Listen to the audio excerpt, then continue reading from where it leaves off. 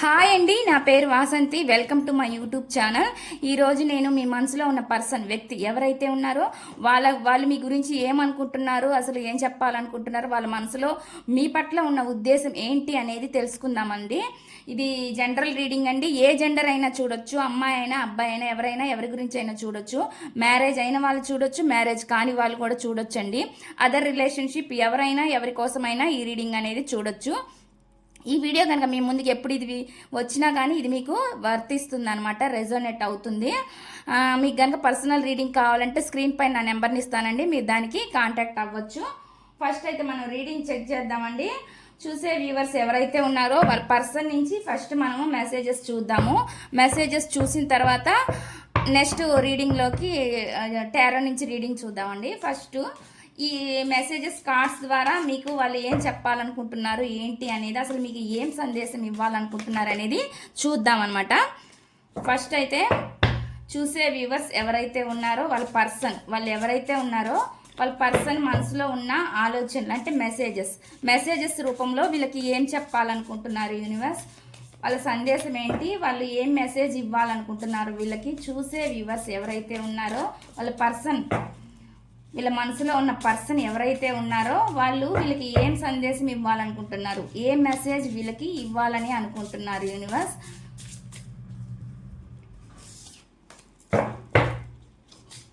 చూసే వీవర్స్ యొక్క పర్సన్ మనసులో ఉన్న ఆలోచనలు, వాళ్ళ మెసేజెస్, వీళ్ళకి చెప్పాలనుకుంటున్న మెసేజెస్ ఏంటి యూనివర్స్.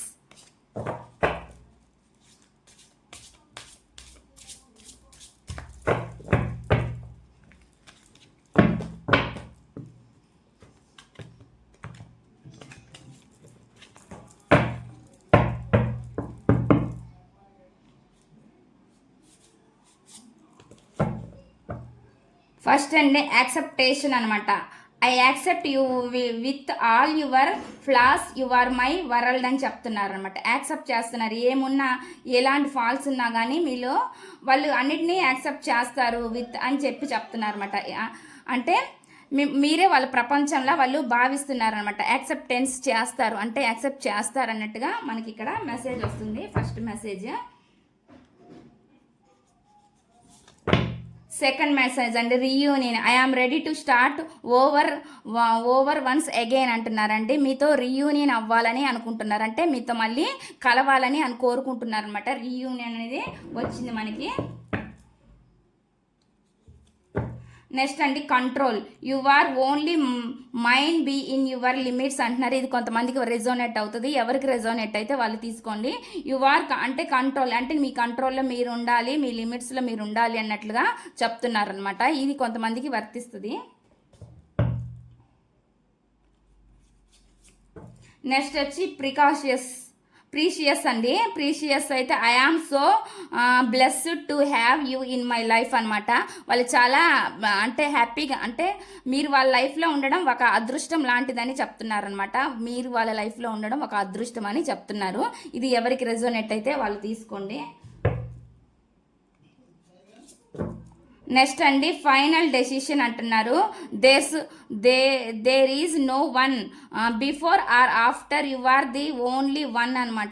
ఎప్పుడైనా సరే జీవితంలో వాళ్ళ లైఫ్లో చివరి వరకు అనమాట ఫైనల్ డెసిషన్, ఏ నిర్ణయం అయినా మీరేనంట వాళ్ళ లైఫ్లో ఉండేది. అది మొదటిగా అయినా చివరిగా అయినా మీరే వాళ్ళ లైఫ్లో ఉంటున్నారు అని చెప్తున్నారు అనమాట. అంటే ఎప్పుడైనా సరే మీరే వన్ అండ్ ఓన్లీ అన్నట్టుగా వాళ్ళు చెప్తున్నారనమాట. వాళ్ళ ఫైనల్ డెసిషన్ అయితే ఇదే, అంటే వాళ్ళ మనసులో ఉన్న ఆలోచన. వాళ్ళు మీకు చెప్పనియండి చెప్పకపోండి, ఎప్పటికైనా వాళ్ళ మనసులో వాళ్ళ లైఫ్లో ఉండేది వన్ అండ్ ఓన్లీ పర్సన్ మీరే, అది ఎప్పుడైనా సరే అని చెప్తున్నారు. నెక్స్ట్ వచ్చి ఆబ్సెషన్ అనమాట. Passionate in love with you today tomorrow and for ever. ఎప్పుడు మీతోటి ఒక ఫ్యాషనేట్ బిగినింగ్ అనేది వాళ్ళతో ఎప్పుడనే ఉంటుంది అంటండి. అది ఎవ్రీవన్ ఎప్పుడైనా కావచ్చు, ఈ రోజు అని రేపని కాదని, ఎప్పుడు ఫర్ ఎవర్ అంటే ఫర్ ఎవర్ ఎప్పుడైనా సరే వాళ్ళు మీతోటి ఫ్యాషనేట్ లవ్ అనేది మీతో ఉందని చెప్తున్నారు అనమాట.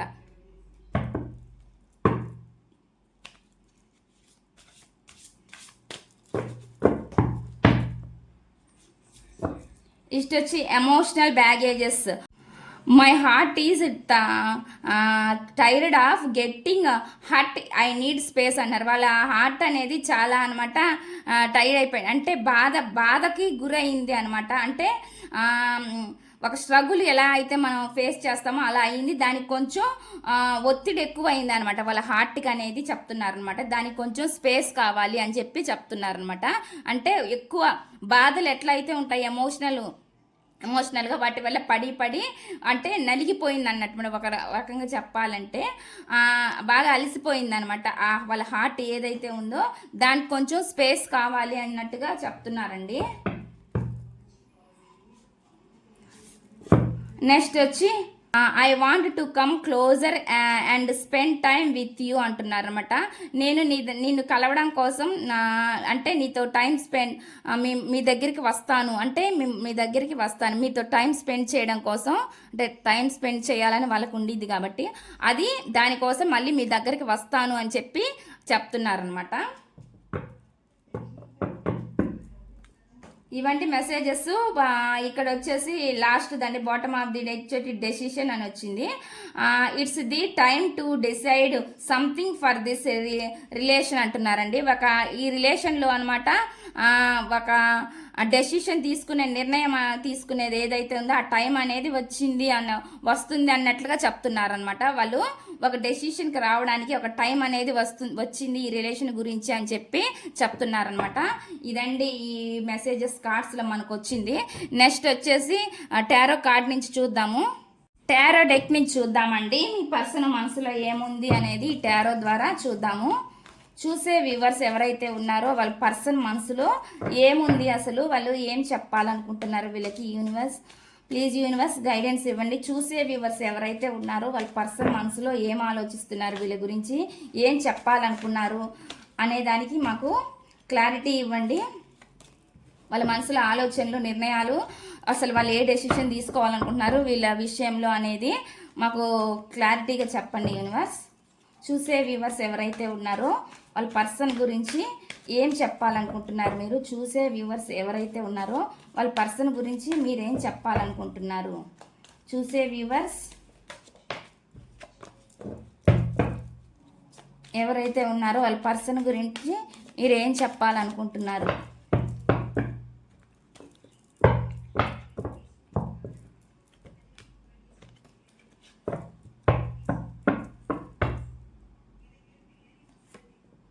ఇక్కడ వచ్చి 10 ఆఫ్ పెంటికల్ వచ్చిందని నేను ఇక్కడ కార్డ్స్ పెట్టినాక చూస్తాను.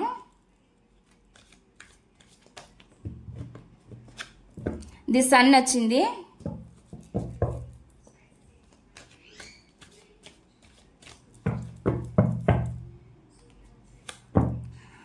Seven of pentacle,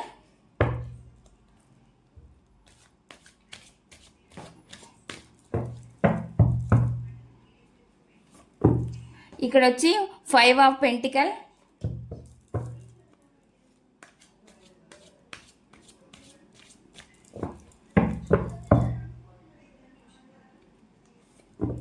the star,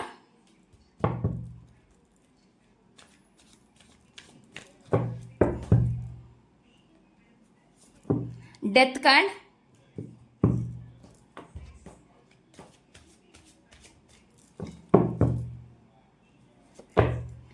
ఇక్కడ వచ్చి 4 of cups,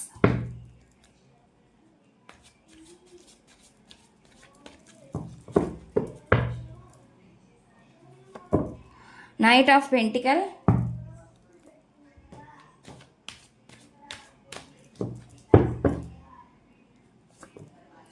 two of pentacle,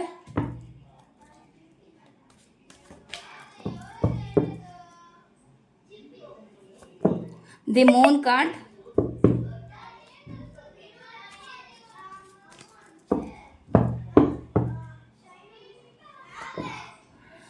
three of cups,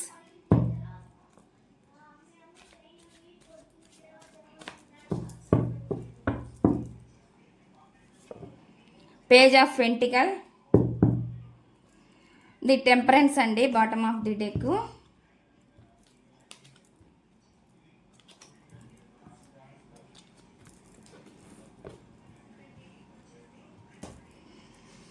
first అండి వాళ్ళైతే మీ లైఫ్లో నుంచి మూవ్ ఆన్ అయ్యి వెళ్ళిపోయారు. కారణాలు ఏవైనా అయి ఉండొచ్చండి, కానీ వాళ్ళు మీ లైఫ్లో నుంచి అయితే వెళ్ళిపోవడం అయితే జరిగింది.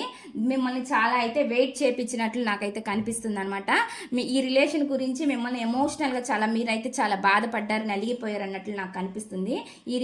ఈ ఎమోషన్స్లో మీరు చాలా బాధపడి ఈ రిలేషన్ గురించి చాలా వెయిట్ చేసి చాలా మీరు కూడా చాలా అలసిపోయినట్లుగా నాకైతే కనిపిస్తుంది అనమాట.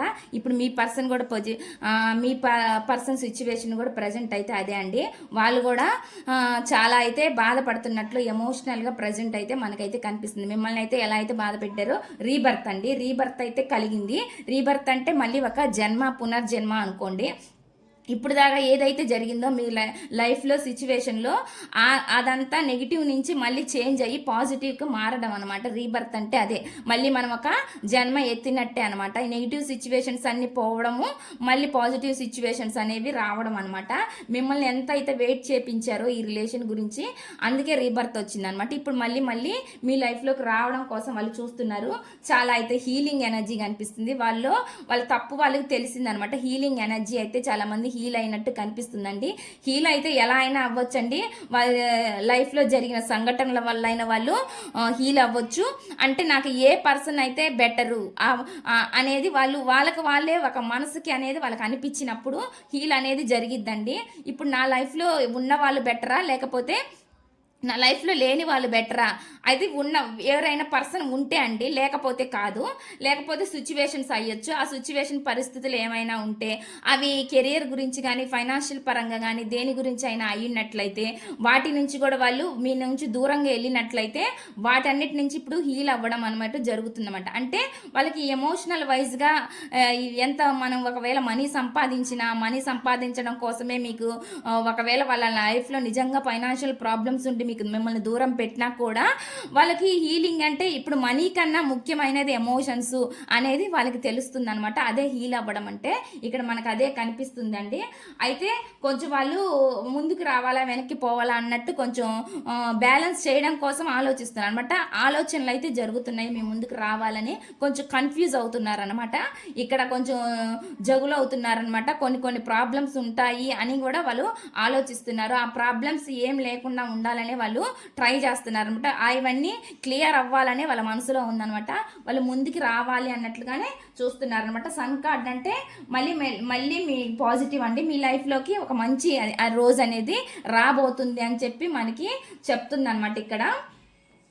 నెక్స్ట్ వచ్చేసి వాళ్ళైతే చాలా మిమ్మల్ని అయితే ఎంత ఎమోషనల్గా వాళ్ళైతే పెట్టారో అదేవిధంగా వాళ్ళు కూడా ఎమోషనల్గా చాలా అయితే బాధపడినట్లు అంటే వాళ్ళు లేని వాటి గురించి ఎక్కువ అంటే ఓవర్గా ఎక్స్పెక్టేషన్స్ ఉంటాయి కదండి మనిషి లైఫ్లో, దాని గురించిగా వాళ్ళు మీకు దూరమైనట్లు కొంతమంది ఉండిద్దండి. అది డబ్బు పరంగా కావచ్చు, లేదంటే ఒక మనిషి పరంగా కావచ్చు. ఓవర్ ఎమోషనల్ ఎవరి దగ్గరికైనా లభిస్తే వాళ్ళు అక్కడికైనా వెళ్ళి ఉండొచ్చు. లేదంటే వాళ్ళ లైఫ్లో రాలేని సిచ్యువేషన్, స్టక్ అయ్యే సిచ్యువేషన్ వల్ల కూడా కొన్ని ప్రాబ్లమ్స్ వల్ల కూడా వాళ్ళు స్టక్ అయ్యి ఉండొచ్చు అనమాట. అందువల్ల కూడా బాధపడుతున్నట్లుగా మనకంతే కనిపిస్తుంది అనమాట. కొంతమందికి ఇష్టం ఉన్నా రావాలన్నా కూడా ఇంకొక పర్సన్ ఎవరైనా ఉండుంటే వాళ్ళ లైఫ్లో, అది ఫ్యామిలీ అవ్వచ్చు, అదర్ పర్సన్ ఎవరైనా ఉండొచ్చు, వాళ్ళ ఎవరినైనా ఆపేటోళ్ళు ఉండొచ్చు. అట్లాంటి ప్రాబ్లమ్స్ వల్ల కూడా వాళ్ళు ఆగడం అనమాట. అంటే స్టక్ అవ్వడం అనమాట, రాలేకపోవడం అనమాట. దాని గురించి బాధపడుతున్నట్లుగా మనకు కనిపిస్తుంది అనమాట. అయితే వాళ్ళు మీ లైఫ్లోకి వచ్చినప్పుడు వాళ్ళు లేని వాటి గురించి ఆలోచించి, అంటే ఎక్స్పెక్టేషన్స్ పెట్టుకొని, అది పర్సన్ అయినా, ఫైనాన్షియల్ అయినా, కెరియర్ అయినా, దేని గురించి అయినా వాళ్ళు ఎట్లా అయితే వాళ్ళు లేని దాని గురించి చూజ్ చేసుకొని వెళ్ళారో కానీ అక్కడ ఫుల్ సాటిస్ఫాక్షన్గా లేరన్నట్లుగా మనకు కనిపిస్తుంది అనమాట. ప్రజెంట్ వాళ్ళు సాటిస్ఫాక్షన్గా అక్కడ లేరు. అది ఎమోషనల్ వైజ్ అవ్వచ్చు, మనీ ప్రాబ్లమ్స్ అవ్వచ్చు, కెరీర్ అవ్వచ్చు, ఏదైనా అవ్వచ్చు అండి. దాని గురించి అనమాట వాళ్ళు ఆలోచిస్తున్నారు. మళ్ళీ అయితే మీ లైఫ్లోకి రావాలి అన్నట్లుగా ఆలోచిస్తున్నారు అనమాట. మీతో ఉంటే ఒక ఫ్యామిలీ ఉన్నట్టు వాళ్ళ ఫీల్ అనమాట. వాళ్ళ ఫీల్ ఎలా ఉంటుంది అంటే ఇమాజినేషన్. అంటే మీలాంటి వ్యక్తి మా జీవితంలో ఉంటే వీళ్ళొక ఫ్యామిలీ మెంబర్, అంటే బయట వాళ్ళ దూరం వాళ్ళు కాదన్నట్టండి. అంటే వ్యక్తిగతంగా వాళ్ళు మీకు దూరంగా ఉన్నా కూడా మనసులో ఉండే ఫీలింగ్స్ అయితే ఇవే అనమాట. వాళ్ళు మీ దగ్గరికి ఉండాలి అంటే మీతో ఉంటే ఒక ఫ్యామిలీతో ఉన్నట్టు అనేది ఇమాజినేషన్ వాళ్ళు మనసులో కూడా కలిగే ఆలోచనలు, డ్రీమ్స్ ఏవైనా అవ్వచ్చు. అలాగే మీ గురించి వాళ్ళు ఊహించుకుంటారనమాట. ఎందుకంటే మనకి ఇక్కడ ఎంప్రెస్ అనమాట. మీరు వాళ్ళ లైఫ్లో ఉండేది అది అబ్బాయి అయినా అవ్వచ్చు అండి, అమ్మాయి అయినా అవ్వచ్చు, ఒక ఎంప్రెస్ లెవెల్ అనమాట.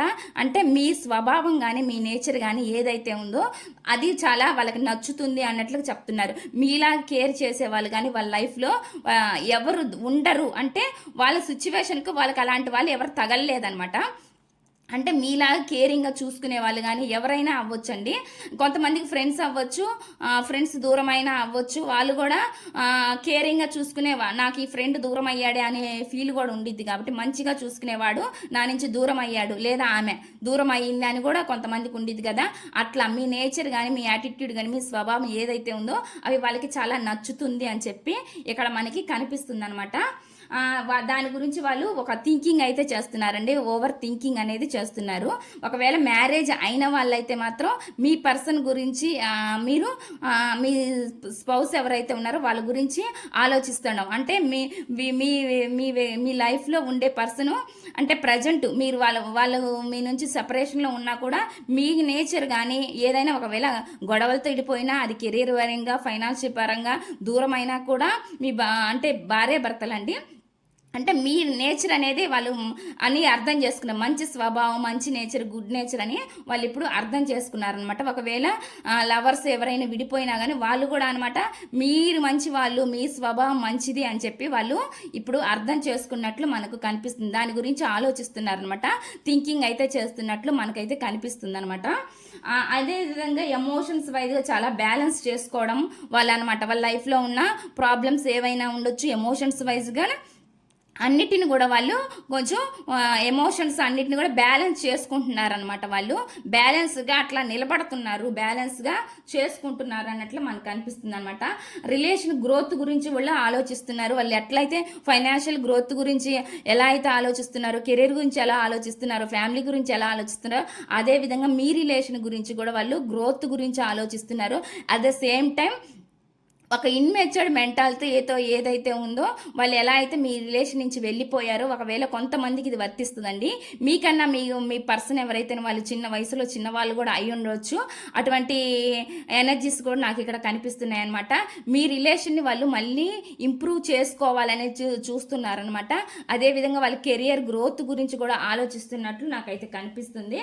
అందులో వాళ్ళకి సక్సెస్ రావాలన్నట్లుగా వాళ్ళు చూస్తున్నారు. అది కెరియర్ అయితే ఏమైందండి, రిలేషన్ అయితే ఏందండి, దేంతో అయినా సరే మీతో ఉంటే హ్యాపీగా ఉంటుంది, ఒక సెలబ్రేషన్స్ ఉంటాయి, హ్యాపీ ఉంటుంది, లైఫ్ అనేది ఒక సంతోషంగా ఉంటుంది అన్నట్లుగా వాళ్ళు ఆలోచిస్తున్నారు అనమాట. అంటే ఒక ఫ్యామిలీ మెంబర్ లెక్క మిమ్మల్ని చూస్తున్నారు కాబట్టి మీతోనే తన సంతోషము అన్నట్లుగా వాళ్ళు చెప్తున్నారు. అంటే వాళ్ళ చుట్టూ ఎంతమంది ఉన్నా కూడా మీ ఒక్కరితో ఉండే ఆనందం అనేది 10 మందితో ఉన్నంత ఆనందం అన్నట్టుగా చెప్తున్నారు అనమాట. ఇక్కడ వస్తున్న ఈ మెసేజెస్ అండి, వాళ్ళు మాతో లేరు కదా మరి మీరు ఇవన్నీ చెప్తున్నారు అంటే వాళ్ళ మనసులో ఉన్న ఫీలింగ్స్ అండి. ఇప్పుడు వాళ్ళు మేము కంటి ముందుకు వచ్చి చెప్పాలి అనేవి అంటే ఇవన్నీ వాళ్ళు చెప్పకపోవచ్చు. ఎవరైనా కానీ అండి చెప్పాల్సి వచ్చినప్పుడు కొంత వాళ్ళ ఈగో తోటి అన్నీ కూడా విషయాలు చెప్పరండి. 100కి 100% లవ్ ఉన్నా కూడా వాళ్ళు 10% అనేది దాచేస్తారనమాట. ఎంత ప్రేమించినా కూడా అదే విధంగా వాళ్ళు కూడా అలానే అనమాట. కొన్ని విషయాలు దాచుండొచ్చు, మీకు చెప్పకుండా ఉండుండొచ్చు, కానీ వాళ్ళ మనసులో అయితే లోపల అనుకునే విషయాలు అయితే ఇవన్నమాట. మనసులో మీతో ఉంటే చాలా హ్యాపీగా ఉంటుంది, లైఫ్ చాలా సంతోషంగా ఉండిద్ది అని చెప్పి వాళ్ళు ఆలోచిస్తున్నారు అన్నట్లుగా మనకి కనిపిస్తుంది అనమాట. అందుకే మనకి ఇలాగా మళ్ళీ మీ లైఫ్లోకి రావాలి అన్నట్లుగా చూస్తున్నట్లే నాకు కనిపిస్తుంది అండి. రీబర్త్ అంటేనే మళ్ళీ వేరే జన్మ అన్నట్లుగా మనకు కనిపిస్తుంది. అంటే మిమ్మల్ని మిస్ అవుతున్న ఎనర్జీ అయితే నాకైతే ఇక్కడ కనిపిస్తుంది అనమాట. ఎందుకంటే మీలా కేరింగ్ చేసే వాళ్ళు కానీ ఎవరైనా సరే వాళ్ళ లైఫ్లో లేరు. మీరే ఒక ఎంప్రెస్ లాగా వాళ్ళ లైఫ్లో ఉన్నారు. మీలాంటి కేరింగ్ చేసే వాళ్ళైతే వాళ్ళ లైఫ్లో ప్రజెంట్ లేరు అన్నట్లుగా వాళ్ళు ఆలోచిస్తున్నారు. మిమ్మల్ని మిస్ అవుతున్నట్లుగా నాకైతే ఎమోషన్స్ వైజ్ కనిపిస్తున్నాయండి. ఇదండి రీడింగు. మీకు గాడ్ నుంచి కూడా గైడెన్స్ చూద్దాము. చూసే వ్యూవర్స్ ఎవరైతే ఉన్నారో వాళ్ళకి గాడ్స్ నుంచి వచ్చే మెసేజెస్ ఏంటి? చూసే వ్యూవర్స్ ఎవరైతే ఉన్నారో వాళ్ళకి గాడ్ నుంచి వచ్చే మెసేజెస్ ఏంటి? ప్లీజ్ యూనివర్స్ మాకు గైడెన్స్ ఇవ్వండి. ఈ గాడ్స్ ఏం చెప్తున్నారు, ఏం మెసేజెస్ ఇవ్వాలనుకుంటున్నారు, వీళ్ళకి గైడెన్స్ ఇవ్వండి. చూసే వ్యూవర్స్కి గాడ్స్ నుంచి వచ్చే మెసేజెస్ ఏంటి? చూసే వ్యూవర్స్ ఎవరైతే ఉన్నారో వాళ్ళకి గాడ్స్ నుంచి వచ్చే మెసేజెస్ ఏంటి?